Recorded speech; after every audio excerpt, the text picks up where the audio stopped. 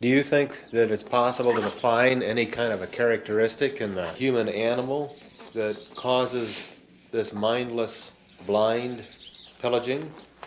It's possible to see what motivates those without any sense of environmental integrity, who are really motivated more and more by the desire for power and money.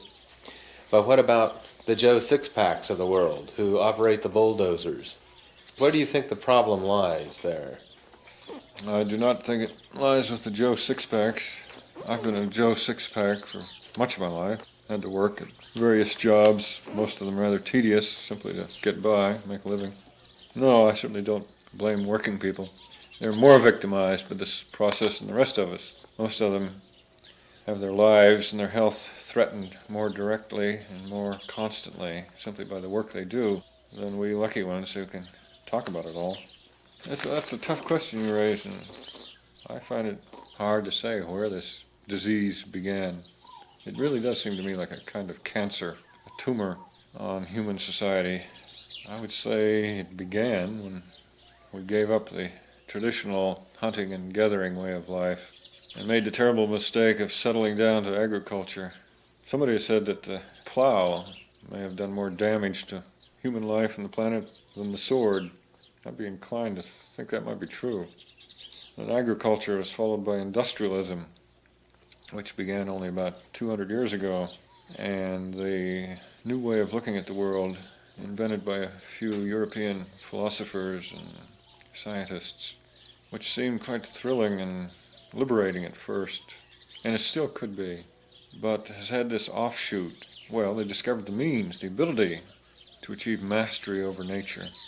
And here we come back to human nature again, don't we? Once we discover we have this ability to push things around or push other people around, most humans do not have the self-control to refrain from using that power. Power corrupts, as some wise man said, and absolute power corrupts absolutely. Science and technology are gradually giving us this absolute power over the rest of life and human life. And power not only corrupts, but it attracts the worst elements of human life. Power attracts the worst and corrupts the best. Hard to say.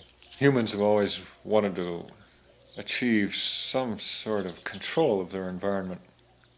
Not only we moderns, but the most ancient tribes practiced their magic and their rituals in the effort, at least, of bringing things under some control so they'd be able to predict what was going to happen, and for the perfectly honorable purpose of surviving. But somehow in the last 5,000 years, this normal, natural, healthy, wholesome desire to survive and continue human life, raise a family, and pass your genes on to succeeding generations, has been corrupted by the desire not merely to live a sane and harmonious and beautiful life, but to dominate, to achieve power. And we mentioned this before. We began by enslaving one another. The first industrial systems, really, were those of Egypt, I suppose, and Mesopotamia, and maybe ancient China, where thousands or hundreds of thousands or millions were conscripted into work gangs of one sort or another to build these huge monuments to the glory of some tyrant. The pyramids of Egypt, the Great Wall of China. Society itself became a kind of machine. As Lewis Mumford pointed out, the original great machines were made of human bodies, flesh and bone. They were slaves, human slavery. That was probably the original evil.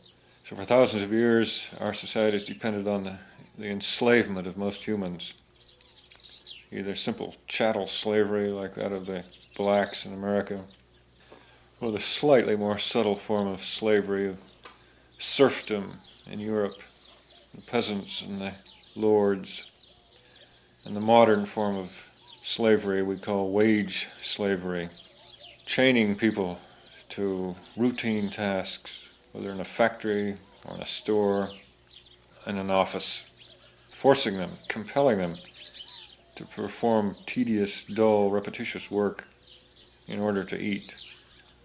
And even when they're well paid and living in suburban houses with thousands of dollars worth of gadgets and a car and a pickup truck and a motorboat, and so forth. Most of us are still slaves to the system. We are dependent upon it. We cannot break free from it.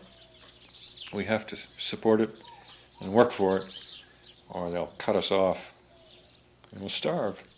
Slavery, a great evil. We enslaved some of our fellow beasts, the horse and the burro. We created the mule, made slaves of dogs, and then soon afterwards we learned to enslave human beings. And now our technological industrial machine is trying to enslave the whole of nature. Put everything to work for human greed and power. That, I think, is the great evil of human life, modern life. By modern, I mean the last 5,000 years, when the nightmare of history began.